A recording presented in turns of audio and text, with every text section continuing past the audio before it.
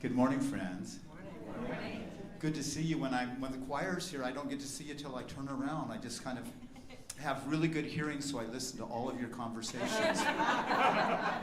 Just letting you know. We're going to sing a song today that will involve the choir doing their part and you doing your part. And we did this a couple of weeks ago, and I thought it would be good, since we practiced it, to actually do it again. So the choir's going to start, and then when we start to sing, Shall We Gather at the River, I not only want you to start singing with us, but I want you to stand up and sing. And you can come on down if you want to. Clap your hands. Grab a tambourine and play. You can do whatever you want.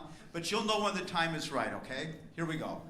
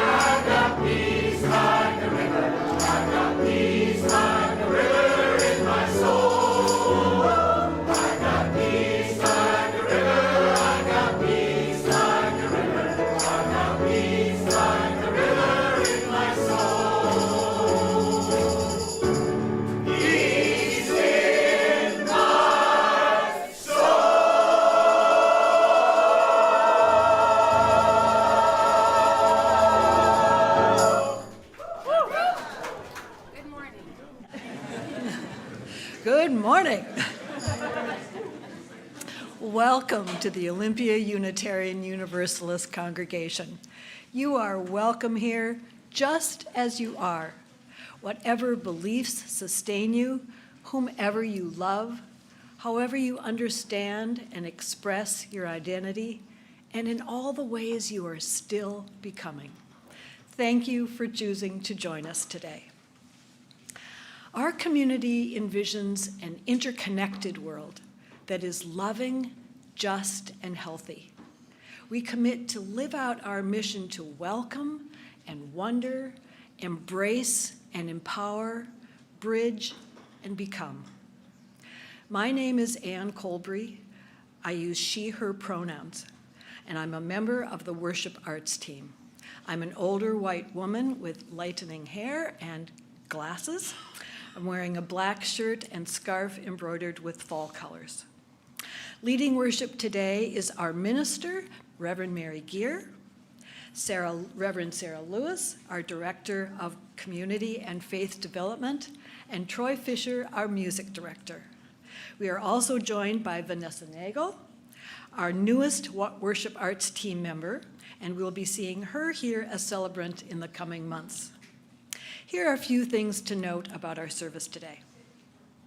You can follow the service and song lyrics by reading the mostly accurate AI-generated subtitles on the screen. We are streaming live on Zoom and YouTube, and the service is being recorded.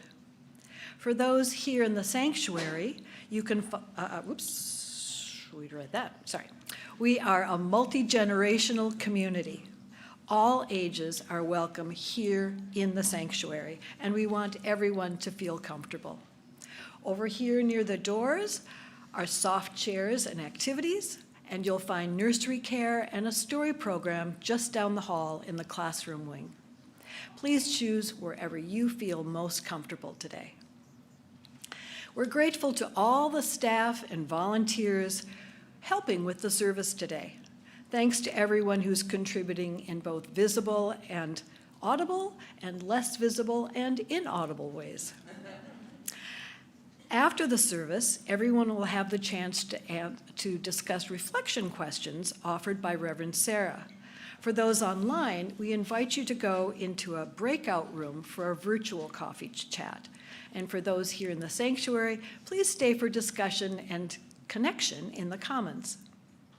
At 12:15 today, please join us here in the sanctuary or back in the main Zoom room for a forum led by Reverend Sara entitled Skill Builder, How to Build a Covenant. Also at 12:15 will be the Gen XYZ lunch in the classrooms. This group is for anyone 18 to about 50, so please check it out. Look for Keto Bay. And at 2 p.m. today, the new UU class will meet in Classroom 3 to explore Unitarian Universalist history, values, and more. This class is for all who want to know more or are interested in becoming members at OUUC. Each week this year, we will highlight an opportunity to participate at OUUC, and this week's opportunity is the Coffee Crew. We all enjoy our coffee hour after church, and it takes a whole crew to make it happen each week. Please consider taking a turn in the kitchen. There's a sign-up schedule by the cookie table in the Commons. Also, if you're in the mood, bring or bake something yummy to offer. No need to sign up, simply bring your treat to the kitchen on Sunday. And please remember that OUUC is a peanut-free space.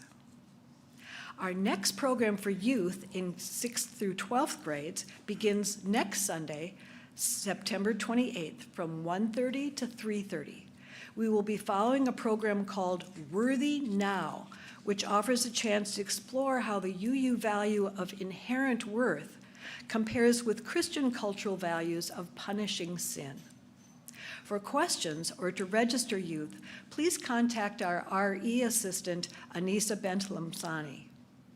There is always a lot happening at OUUC. Sign up in the office or online to receive the Tuesday electronic update, or check the OUUC website for the most current information.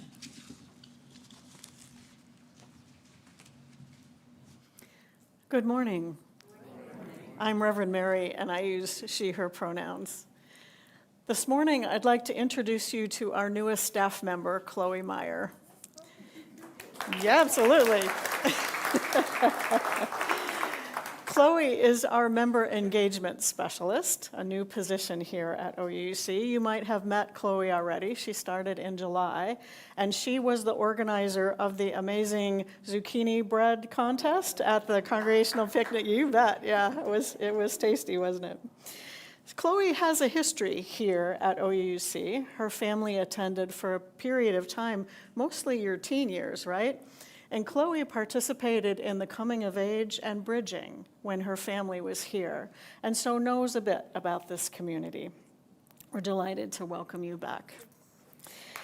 Chloe's job here is to help people connect with the congregation, with other people, with whatever might be needed.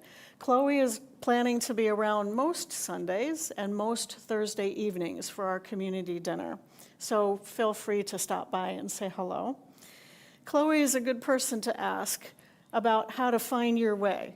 If you're new in particular and not quite sure how to do something, or if you've been around for a while and you're not sure how to get something done, Chloe is a good place to start and ask the question.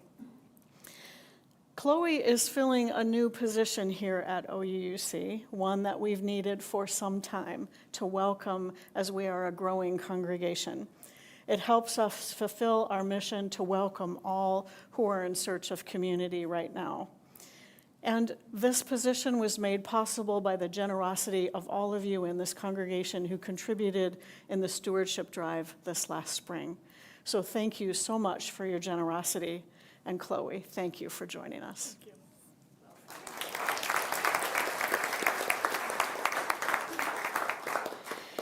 As we enter into this time of worship, we invite you to open your heart and your mind to the possibility of transformation in this gathering of community. It is good to be together. This morning, we light our chalice, the symbol of our faith tradition, joining Unitarian Universalist congregations around the world, including Kosholamos in Transylvania, where 19 OUC members are right now. These words are by Mark Causey. We light this chalice, spark of the original fire of creation, to remind us that all on this planet, the furred, the feathered, the finned, the scaled, along with us featherless bipeds, we are all made of the same star stuff and all share a common destiny. We all share both the same hopes of life free from harm and suffering, and the same aspirations of happiness, hope, love, and flourishing, being able to express our unique natures and capacities as best we may. We are many diverse perspectives from which the whole is seen and experienced. We are inextricably intertwined, interconnected, and interdependent, and it is good. Blessed be.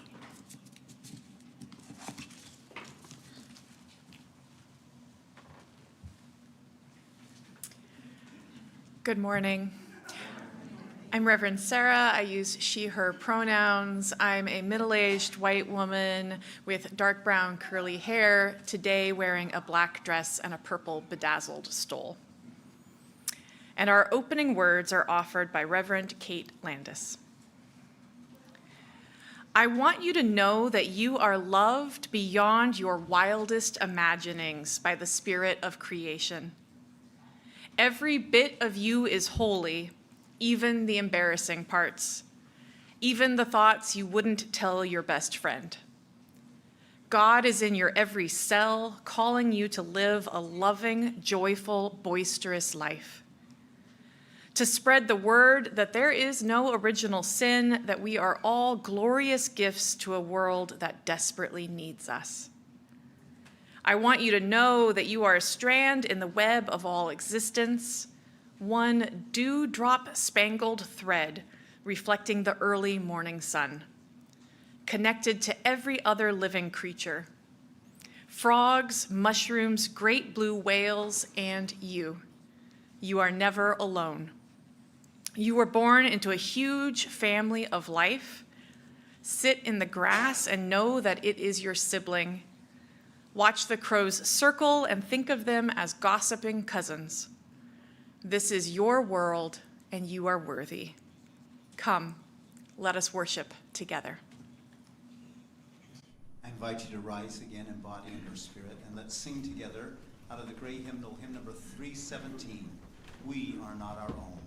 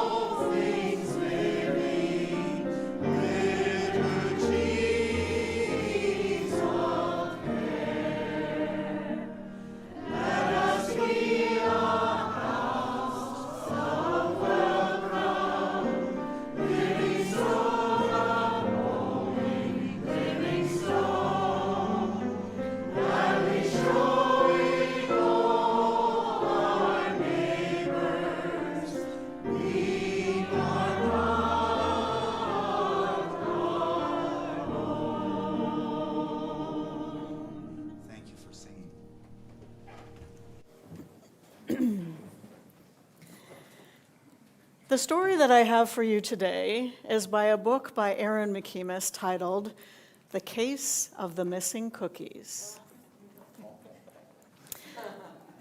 Patrick's mom was baking her specialty cookies: oatmeal, chocolate chip, peanut butter, monster cookies. And the smell of the cookies was going through the whole house. They smelled really good and they were tasty, but the thing about these cookies was Mom was making them to take to the holiday party at her work the next day, and there wouldn't be any cookies for the family, for Patrick or his siblings. And as they were smelling the cookies baking, it was agony. So when the cookies were done baking and they'd cooled, Mom put them in a beautiful holiday box and tied them up with a shiny green ribbon and left them on the kitchen counter. Now later in the evening, when Patrick and Shelley and Dawn, siblings, were watching TV, Mom came into the living room and flipped off the TV, and they could tell by the look on Mom's face somebody was in trouble.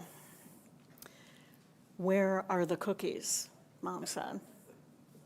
"They were on the counter just a few minutes ago, and now they're gone. Where are the cookies?" "I didn't do it," said Patrick. "He did it, she did it, they did it." Everybody was denying, pointing fingers at each other, and Mom took a deep breath and said, "I can't be with you right now. I'm going to go take a walk and cool down a little bit, and when I come back, I want to know what happened to the cookies." Grabbed her coat, went out the door, and slammed it behind her. And then it began. Patrick said, "Shelley, you took the cookies. Dawn, you took the cookies. I didn't do it." Finger pointing all around, yelling over each other and accusing, until finally Patrick decided to take another tack.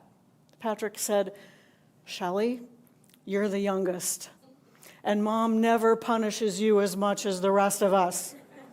So how about if you say you took the cookies? Because you won't get punished the same way that we will. And if you do this thing, I will let you play my video games all day tomorrow."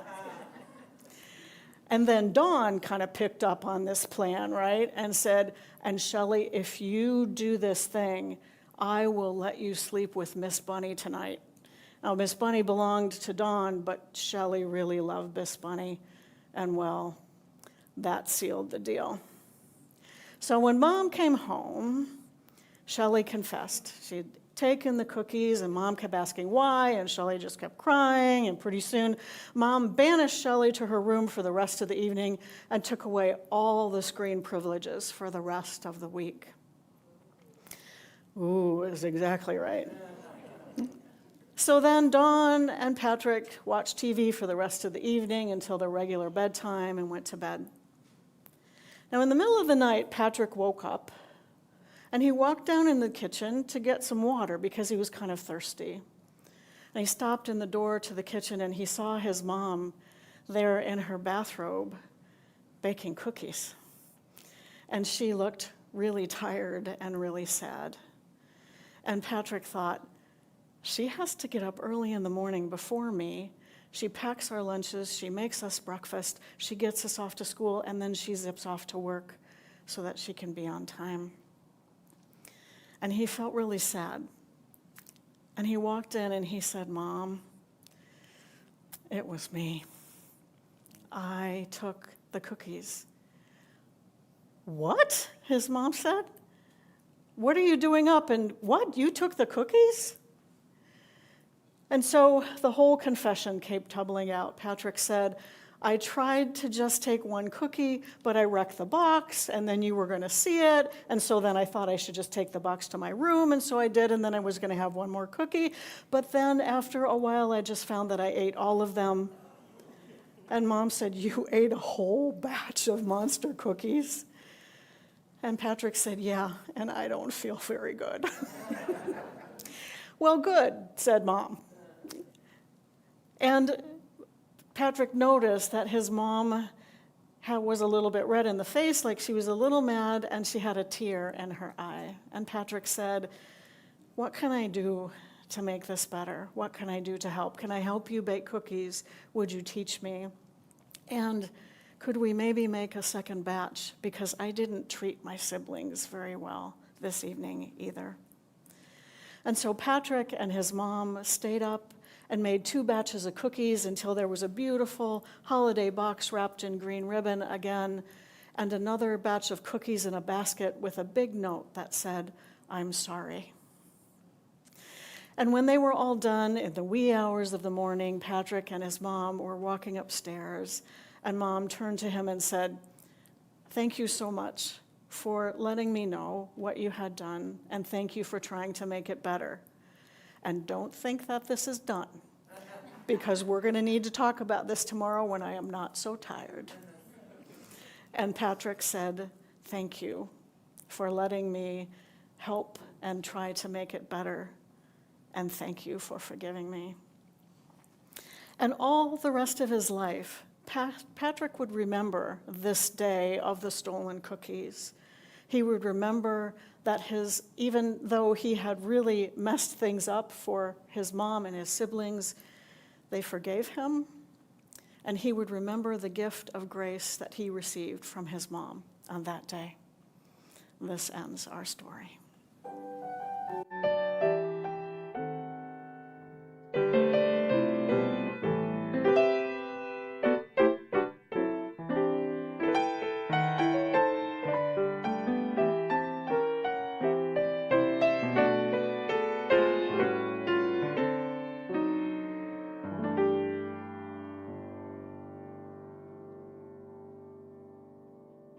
Each Sunday, we engage in the spiritual practices of generosity and gratitude by joining together in service to this community and to something greater than ourselves. This is a chance to express our mutual gratitude for the gift of life, the network of our relationships, and our spiritual community. While each of us has the power to share, when we combine our gifts to create the offering, we are able to make a deeper impact than any one of us can alone. If you are a new visitor, you are our guest. However, if you choose to participate, know that your offering will be gratefully received. Our weekly offering serves 2 important goals: Half of it supports the ongoing work of the congregation, which is also supported by our regular pledges. The other half is given to charity. Most of this portion is shared with an organization that serves our community in harmony with our UU values, and the remainder goes to OUUC Minister Benevolence Fund to support more urgent needs of our community. Our Share the Plate organization for September and October is the South Puget Sound Habitat for Humanity. Here's what they share about their important work. Hello, OUUC. My name is Elizabeth Walker. I am the CEO of South Puget Sound Habitat for Humanity. Thanks so much for including us as a part of your Share the Plate contribution. It's the support of community members like you that make our work possible. Our vision is a world where everyone has a decent place to live, and we try to live into this vision every day through our programming. You probably know us through our home building program. This is where we work to make sure our neighbors in Thurston County can afford their homes and thrive and live and stay in this community. We are currently building 28 new townhomes in a development in Tumwater, and we also have a lot of work in the pipeline and 2 big projects in Olympia and Yelm. If this sounds interesting to you, we would love to have you out on the site to volunteer. Less known is our work in home repairs. Often it's a leaky roof or a water heater that makes the difference between a homeowner being able to stay in their home or not. And our home repair programs make sure that they can stay and they can stay affordably. We also support aging in place through home improvements like tub to shower conversions and wheelchair ramps. You may have a friend, a neighbor, a congregation member that could use some support in this area, either through aging in place or through critical home repairs. If they need a hand, send them our way. We know that housing is one of the most pressing challenges of Thurston County. People that choose to partner with us come from all walks of life, and they know that in this climate, a working parent with 2 kids often doesn't have a chance of buying their own home. By donating, by being a part of this Share the Plate, you're helping to create new affordable homeownership opportunities for our community. So please join us online, sign up to volunteer, spshabitat.org. We really appreciate your support and would love to meet you. May the offering now be generously given, as it will be gratefully received.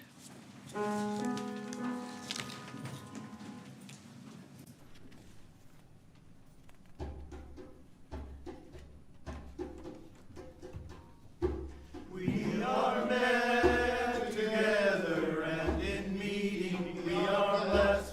Peace in coming and in going, peace in labor and in rest. We are met together and in meeting we are blessed. Peace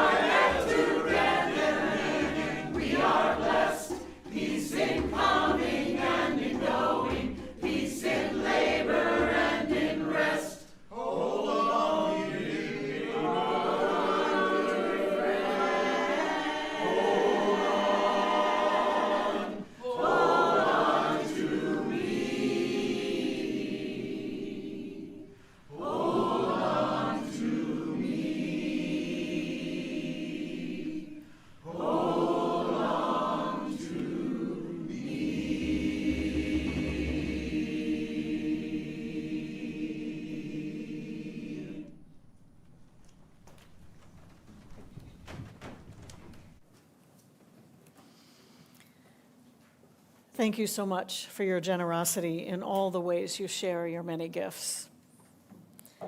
This morning, we do what humans have done for all of our existence. We gather in times of worry and fear, and in times of celebration and joy. We come into our community bringing all that is in our lives, on our minds, and in our hearts. So let's open our hearts to the complexity of life as we place stones in the water of community. You will hear a drum beat. I invite you to allow the heartbeat to enter your body, its resonance. It's the heartbeat of life, the heartbeat of our community.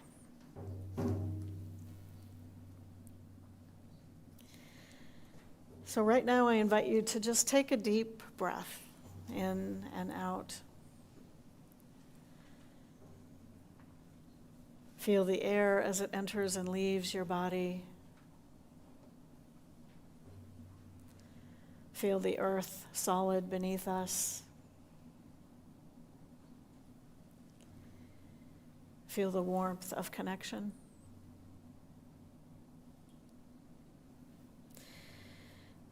We send our love and prayers today to the people of Gaza who are being forcibly evicted from their homes and their homeland.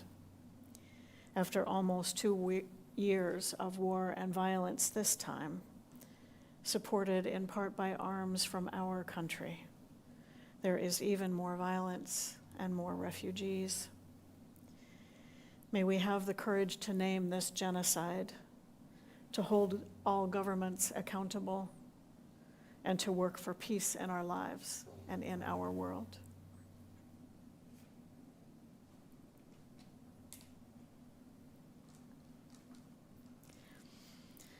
Today, environmental activists are celebrating Sun Day, a day to stand up to fossil fuel billionaires and offer gratitude for the power of the sun.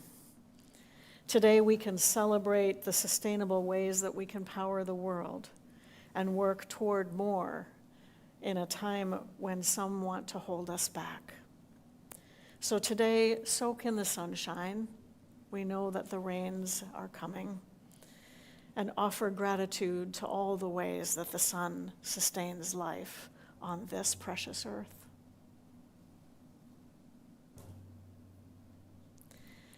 Let's open our circle wide now. For those on Zoom, I invite you to share from your heart by entering in the chat. Those of us in the sanctuary will be able to see your sharing on the screen, and it's shared with me and the pastoral care team. For those on site today, I invite you to come forward if there's something you'd like to bring into this community. You may hold your sharing in your heart as you place a stone in the water of community. So let's hear the heartbeat of our community as we reach out our hearts in love and care to all who share today.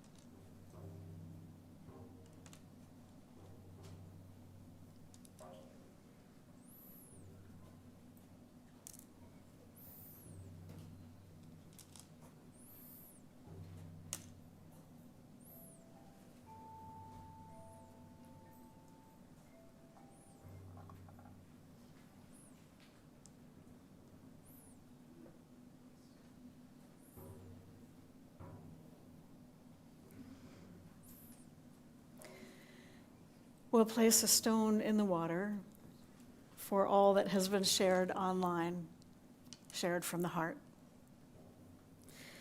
And one more stone placed in the water for all that we hold in our hearts and that remains unspoken. We hold all that has been shared.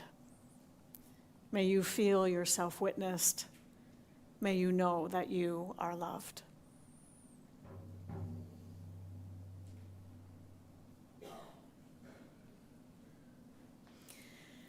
I invite you to find a position that is comfortable for your body, however that might be. You might choose to close your eyes or soften your gaze. Loosen your neck and shoulders or wherever it is that you carry the weight of the world. And breathe at a comfortable pace.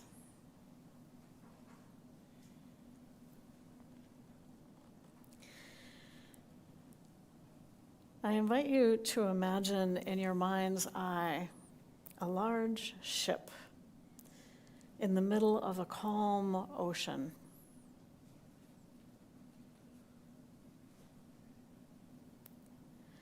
And now imagine that ship dropping a large anchor over the side.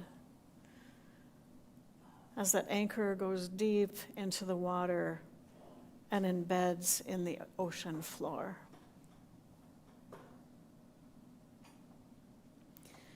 Imagine that anchor so deep that the ship is safe and secure, no matter whether the ocean is calm or not. Imagine that anchor as grounding, offering safety.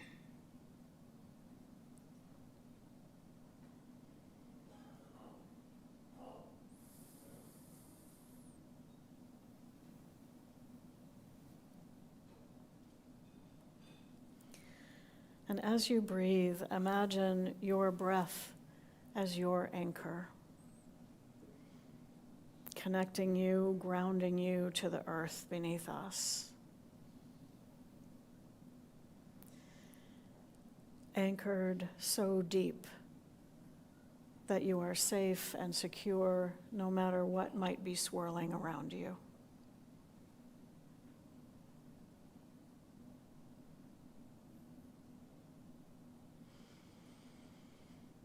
As you breathe, focus on your anchor. As we breathe, we'll be in silence together.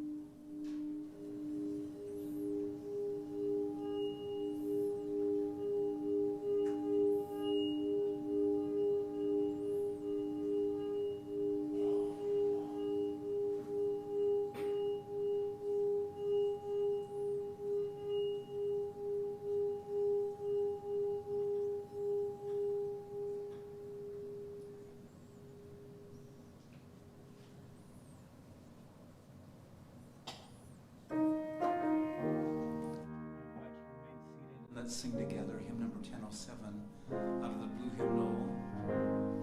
There's a river flowing in my soul. There's a river flowing in my soul. There's a river flowing in my soul. And it's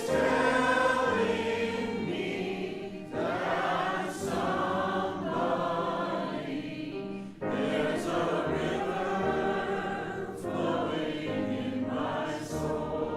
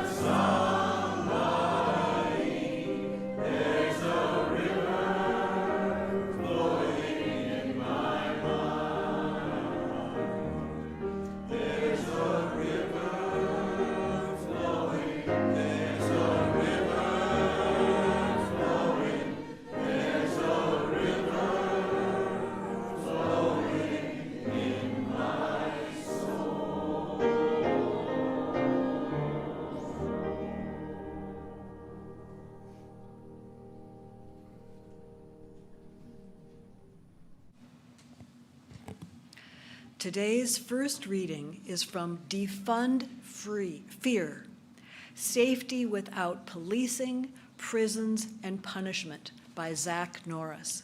This was the UUA Common Read in 2021. From among all the things that actually harm us, a mere sliver is addressed by our criminal legal system, a term I prefer over criminal justice system because calling it a justice system inaccurately links it to justice, fairness, healing, and safety. What really constitutes the worst threat to your family? Is it really crime? Or is it facing eviction because you can't pay rent? Is it frequent hospital visits because you live near an oil refinery and your child has asthma? Or because the water you drink is no longer safe? These daily realities are sometimes described as cultural, political, and socioeconomic dynamics, but they are as real as your heartbeat.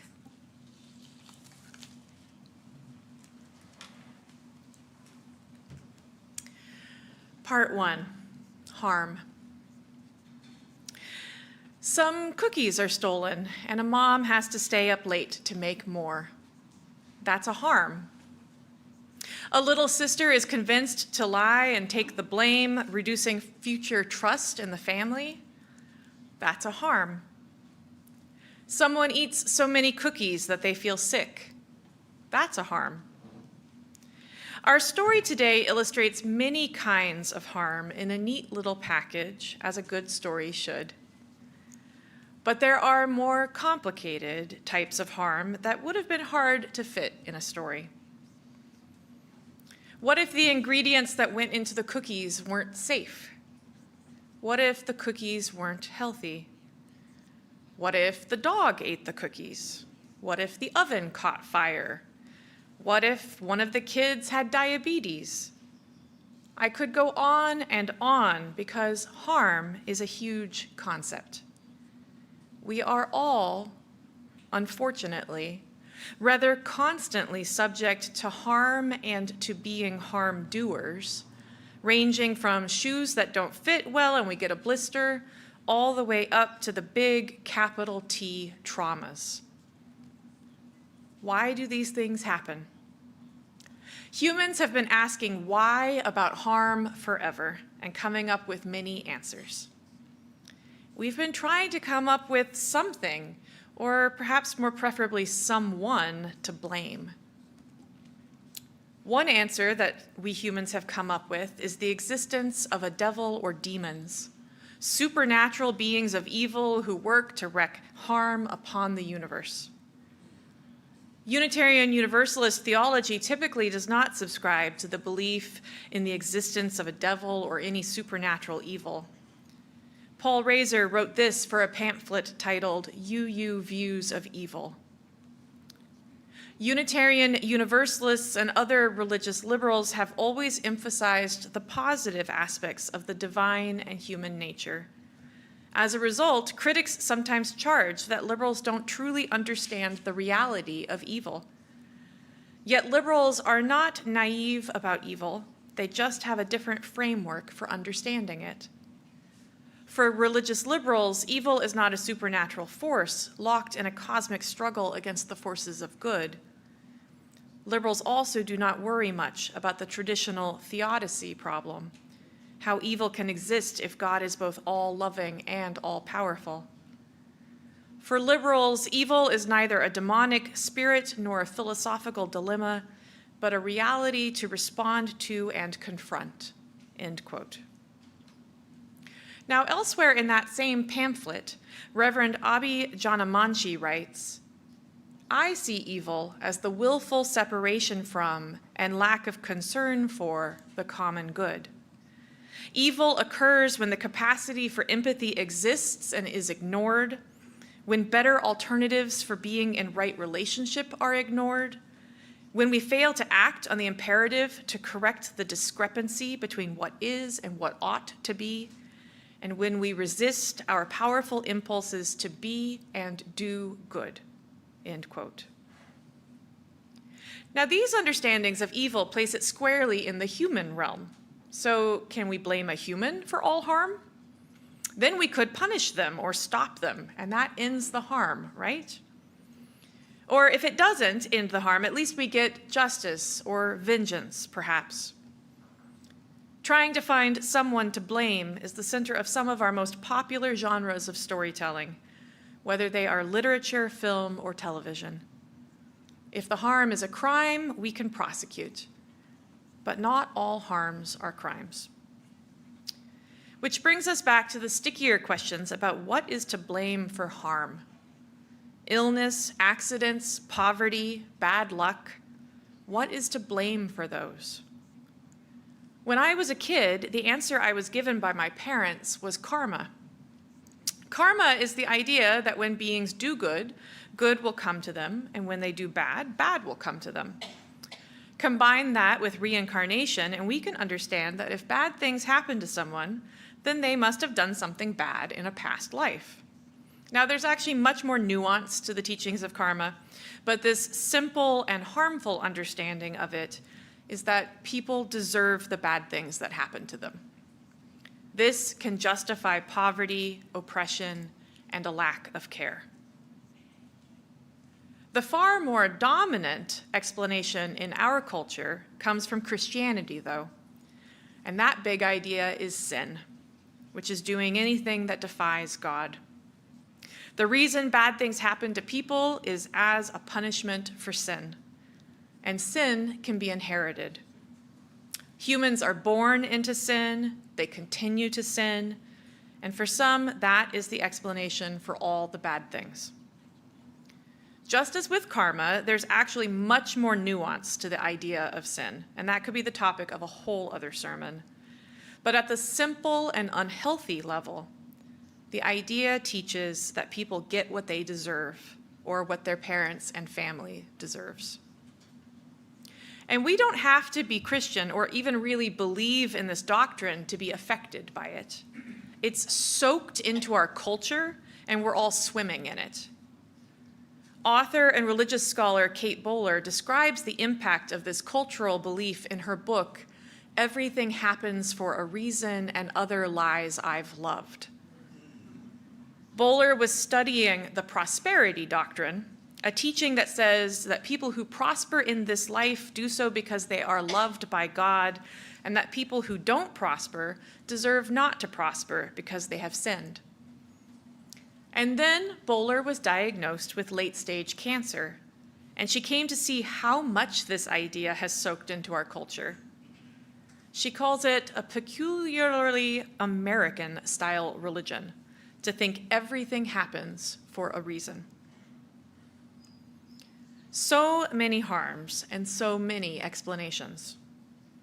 And then there's possibly the hardest explanation of them all, that there isn't any one explanation. Some harms we do to ourselves. Some harms are caused by another person. Some are caused by institutions and systems. And some are just things gone awry or random chance. And accepting that reality is hard.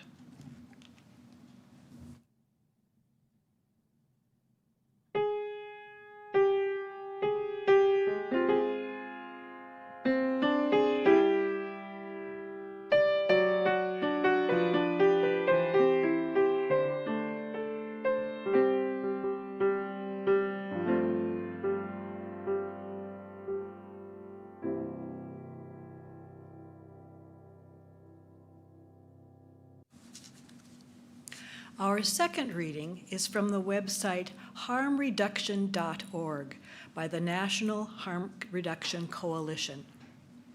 Because harm reduction demands that interventions and policies designed to serve people who use drugs reflect specific individual and community needs, there is no universal definition of or formula for implementing harm reduction. However, National Harm Reduction Coalition considers the following 6 principles central to harm reduction practice. Principle number 1 accepts, for better or worse, that licit and illicit drug use is part of our world and chooses to work to minimize its harmful effects rather than simply ignore or condemn them. 2, understands drug use as a complex, multifaceted phenomenon that encompasses a continuum of behaviors. 3, establishes quality of individual and community life and well-being, not necessarily cessation of all drug use, as the criteria for successful interventions and policies. The 4th central principle of harm reduction calls for the non-judgmental, non-coercive provision of services and resources to people who use drugs and the communities in which they live in order to assist them in reducing attendant harm.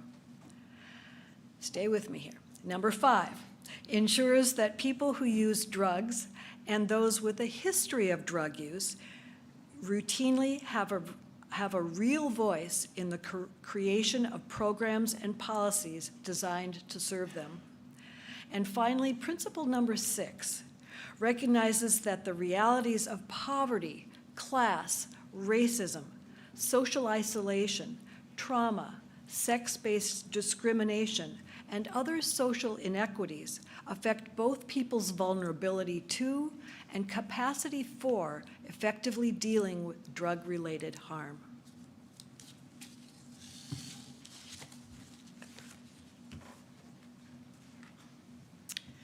Part 2, harm reduction. The harm of overdose and drug use has become an epidemic in our country, and families began asking me about 10 years ago if there's a program like the Our Whole Lives Sexuality Education Program that the UUA and UCC created, but for substance use. I'd look for something to offer our youth and not find anything. So this year, when a family who was feeling shaken by the overdose of a young person from their child's school asked me again if there was a program like OWL but for substance use, and I didn't find anything, I decided to write a curriculum. What I've created is nowhere near the scope and scale of OWL, but it's a start. I began by looking at harm reduction as a philosophy for this work. Now, harm reduction is primarily a philosophy for addressing the harms of drug use with these principles that we've just heard in our reading. These principles accept the reality of the harm of drug use and the complexity of why people may use drugs. Harm reduction philosophy seeks to empower the people who are affected by drug use to be part of the solution, and it recognizes the reality of systemic inequality and trauma. Examples of harm reduction in practice are clean needle exchanges and sharps containers. While harm reduction philosophy is usually applied to drug use, it can be useful for other types of harm as well. Free condoms can reduce the harm of sexually transmitted infections. An easy way to get a ride home from the bar can reduce the harm of drunk driving. Parent support programs can reduce the harm of child abuse. Harm reduction is a philosophy and approach that I find very aligned with our Unitarian Universalist tradition. Now, the Unitarian Universalist first principle of the 7 principles which formed our UUA covenant for many years stated that we affirm the inherent worth and dignity of all people.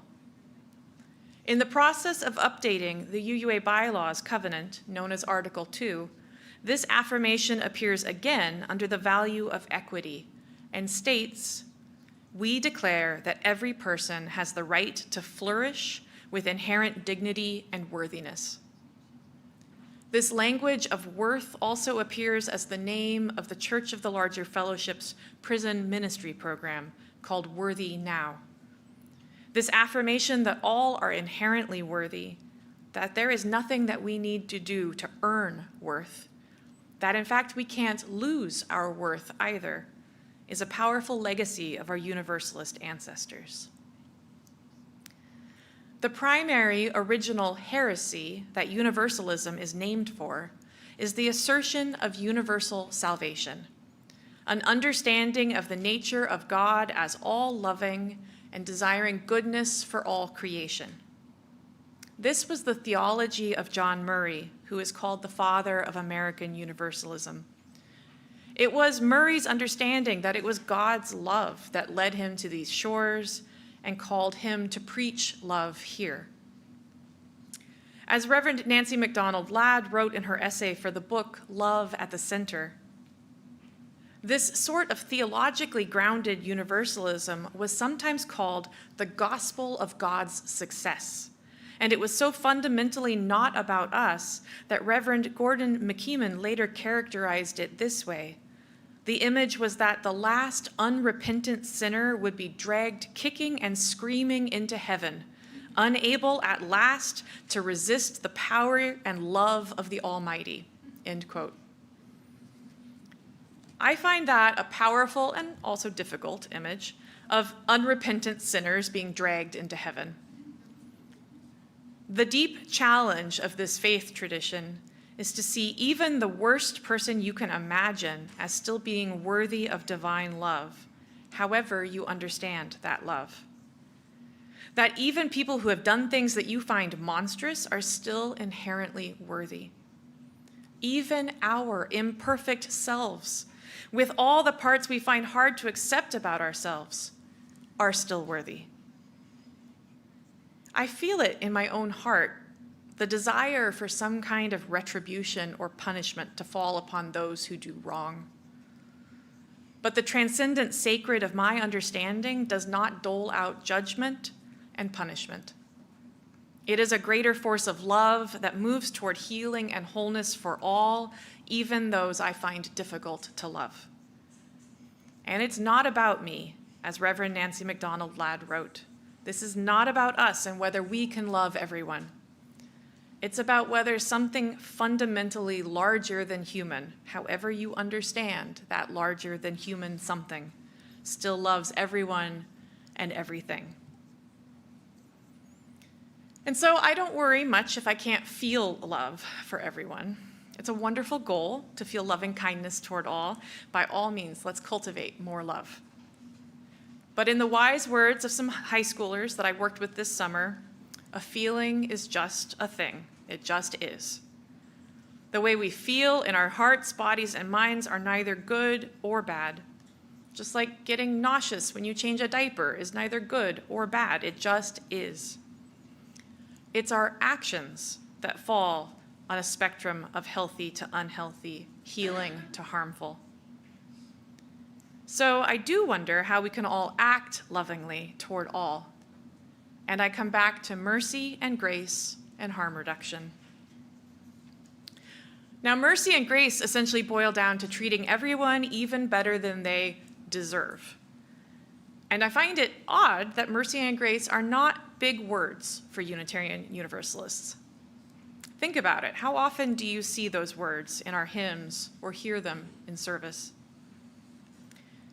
Now, that's likely our Unitarian heritage at play, with its rejection of the notion of human failing and wretchedness, and our Unitarian pursuit of self-culture and improvement. With this legacy, we don't see ourselves needing much mercy or grace. The stereotype is that most UUs know themselves to be pretty good people. But there are many of us here who want and need forgiveness and grace, myself included. We experience harm, we also commit harm. We're all imperfect people. We will all always make mistakes. So I'd love to bring more grace and mercy to our central values, along with justice and accountability, learning and transformation. Join me at the forum at 12:15 today to explore how we engage with our values like this when we craft small group covenants together, and how we come back to those values when covenant is broken, when harm occurs. Harm will keep occurring. Something will break. Someone will get hurt. Everything in this world is beautifully and tragically fragile, and people are gonna keep peopling. Someone will eat too many cookies. or steal the cookies, or lie about the cookies. We will never perfect our way out of harm, but we can lovingly reduce that harm. Just as we don't teach safe sex anymore because we acknowledge that there is no 100% perfectly safe sex, but we do teach safer sex, we can practice less harmful humaning. We are all still just human, but we're less harmfully so. We can practice a love that seeks to go beyond what anyone deserves, to pull even the most unrepentant wrongdoer into a more beloved and heavenly kingdom now, in this beautifully imperfect and yet still sacred world. May this love flow to us all and through us all. Amen, and blessed be. Let's take a moment in silence.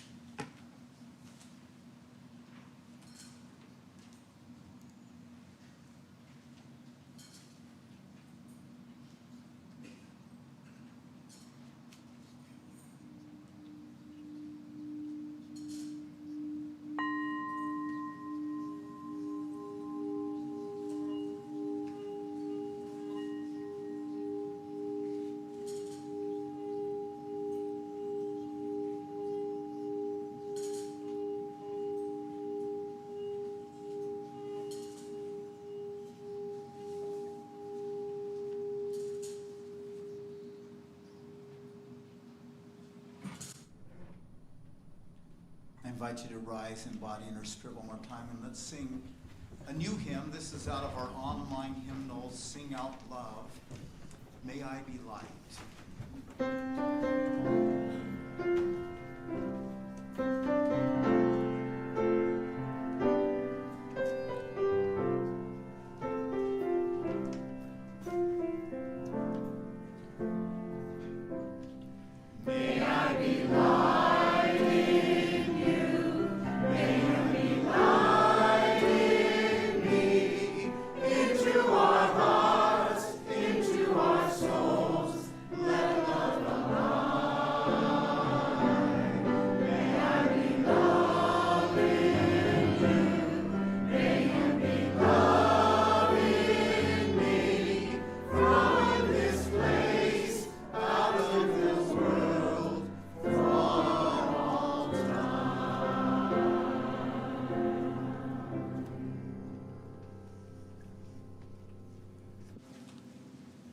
We extinguish our chalice with the words of Reverend Rebecca Savage. As we end our time together today in spiritual community, may we depart this sacred space knowing that blessings shall follow us all the days of our lives if we live in and return to right relationships, if we extend grace and forgiveness to ourselves and others, if we behold mercy as a spiritual superpower, if we emanate the greater love that holds us close. May our lives radiate the blessings that we have been given. May kindness and compassion fall gently from us. May there be peace in the world, and may it begin with us. Go in love. Go in love.